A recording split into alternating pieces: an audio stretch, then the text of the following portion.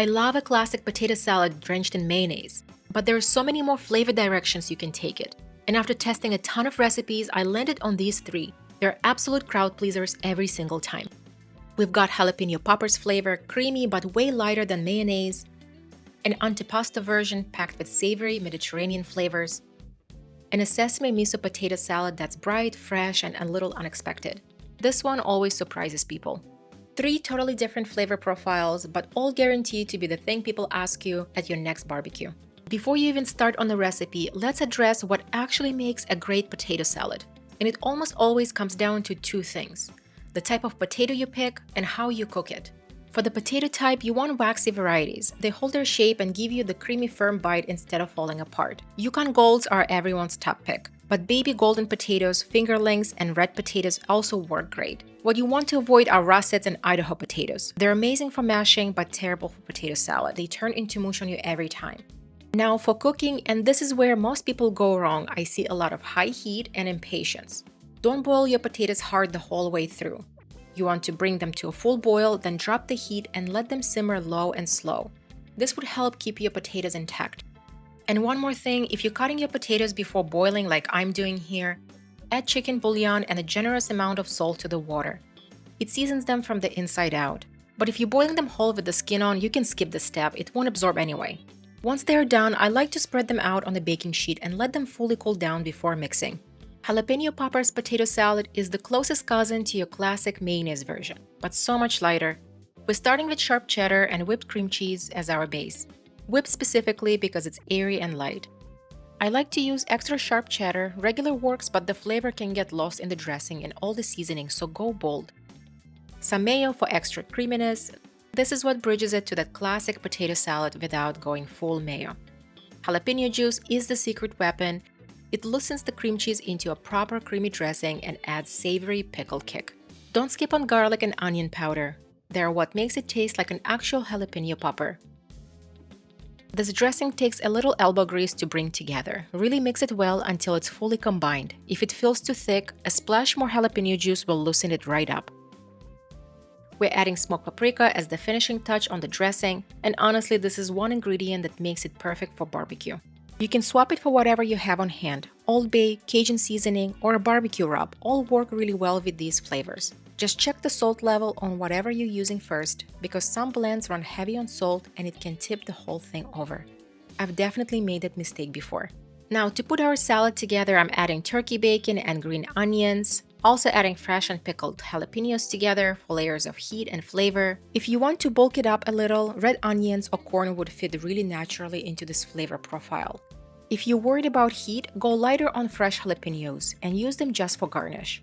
Pickled ones are actually much milder, so those are safe to keep in. But I won't lie, the fresh ones really do make it better. This dressing also keeps really well in the fridge. I had some leftover and use it as a dip. You could even use it to make actual jalapeno poppers, so definitely don't let it go to waste. Look how well those potatoes held their shape even after mixing. That's the payoff of doing the prep right. Like any good potato salad, this one really benefits from sitting overnight. Give it at least a few hours in the fridge, but a full day is even better. The flavors have to come together and absorb into the potatoes, and trust me, it's worth the wait. This one is all about bold, savory Mediterranean flavors, with the really punchy vinaigrette doing all the heavy lifting. We are starting with the dressing, Dijon mustard as the base, caper juice for that briny savory flavor, fresh lemon and red wine vinegar for acidity, then olive oil, and this is important. You want roughly a 2-to-1 ratio of olive oil to everything else in the dressing. That's what gives you a proper emulsified vinaigrette rather than something too sharp or too flat. Whisk it well until it comes together. I like to switch to a whisk at this point. It emulsifies so much faster and you'll see it thicken up into a proper dressing. Now the assembly, and this is where it gets really fun. Potatoes first, then sweet peppers, shallots, artichoke hearts, sun-dried tomatoes with that seasoned oil they come in. Don't leave that flavor behind. Capers, buttery Castelvetrano olives, and fresh parsley and dill to brighten everything up.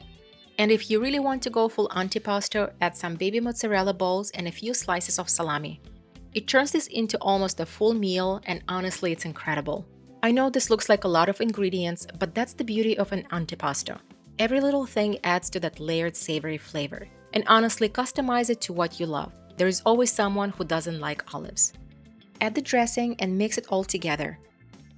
Look at that. Every ingredient in there is pulling its weight. This one is super savory, layered, and complex, and it's absolutely neat to sit overnight. Don't skip that. The potatoes soak up the vinaigrette and everything melts together in a way that just doesn't happen fresh. Make it the day before and thank yourself later. This one is for anyone who wants something creamy but wants to stay completely away from the mayonnaise. The miso vinaigrette does all the work here and it's so good. To build the base of our dressing, I'm using red aged miso, which has a deeper, more complex savory flavor. But if you're new to miso, you can start with white. It's milder and less intense since it hasn't been aged as long. Either way, works beautifully here. To make it a proper vinaigrette, we're going to add rice vinegar for that bright acidity, soy sauce, sesame oil for that nutty richness, and olive oil to bring it all together. Then hot honey, which adds a subtle heat and sweetness that balances everything out perfectly. You can swap it for regular honey or agave if you wanted to keep it mild. Taste as you go and adjust. I ended up adding more rice vinegar to brighten it up. Don't be afraid to make it your own here. The balance of salty, tangy, and sweet is all personal. Mix it well. You want to really work the miso in until it fully breaks down into the dressing. This is what would give you that creamy texture.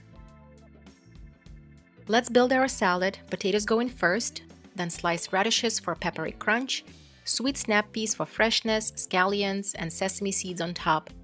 We are going for something super fresh and crunchy here. The textures and the colors together are just so vibrant. It really feels like a summer dish. I like to add my dressing slowly, not dump it all at once. You want to add it, toss it, taste it, repeat the process all over again. You want every piece coated but not overdressed. A little goes a long way. If you're making this the day before, hold some dressing back. The potatoes will absorb a lot overnight and miso flavor deepens.